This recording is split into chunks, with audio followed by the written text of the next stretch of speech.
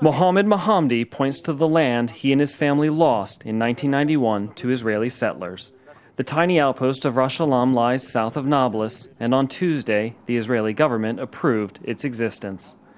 Like all outposts and settlements in the occupied territories, Ras Shalom cuts through Palestinian land, cutting off people from their source of living.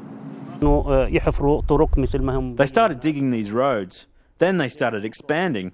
And because of the water pipelines, they expanded even further until they reached the valley. Continued settlement expansion has been a central issue and a repetitive obstacle in the peace process. As recently as last week, in a letter delivered to the Israeli Prime Minister from the Palestinian President, settlement expansion topped the list of Palestinian concerns. Unfortunately, for the millions of Palestinians living in the occupied West Bank, the Ras Shalom outpost is just one of many.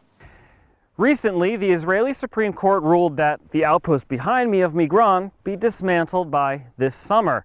Of course, as word reaches those in the occupied territories that 3 other outposts are being approved by the Israeli government, it's a lot like taking 1 step forward and 2 steps back. For those inside Israel who are against settlements, they believe that it's an opportune time now for the government to carry out its policy of settlement expansion.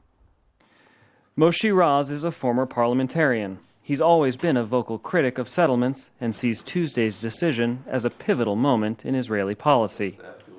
First time after 2 decades that the government of Israel comes and says, we build new settlement.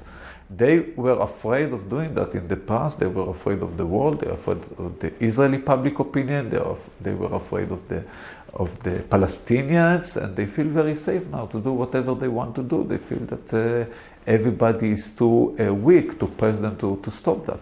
Coupled with a general malaise of the overall situation, the numbers of settlers seems to overwhelm even those who are opposed to continued expansion. I think that President of US is now is very busy with elections, his elections campaign. I think people are frustrated about the Palestinians. They don't believe in chance to have an agreement with the Palestinians anymore. On the other hand, people are frustrated about the settlements. There are 600,000 settlers, so what's the big deal about few more? So people are not care much about that like in the past. Leaving many to wonder if outposts like Migron, which the court has ordered dismantle, will actually go anywhere at all. Cal Perry, Al Jazeera, the occupied West Bank.